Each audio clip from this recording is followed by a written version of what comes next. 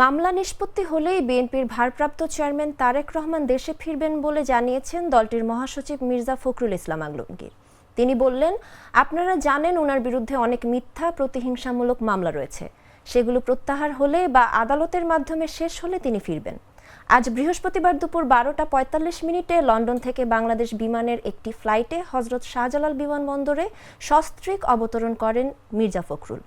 এরপর সাংবাদিকদের এসব কথা বলেন তিনি।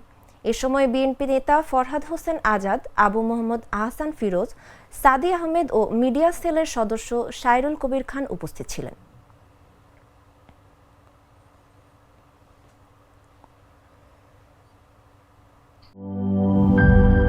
লাল সবুজের দেশে নতুন রঙের বেশে ঘরে বাহিরে সাজানো বলকে রেইনবো রেইনবো রেইনবো পেইন্টস রে সাশ্রয়ী দামে দেয়াল রাঙায় রেইনবো সবার রং সবার ঘরে ঘরে Rainbow Paints, the color of joy.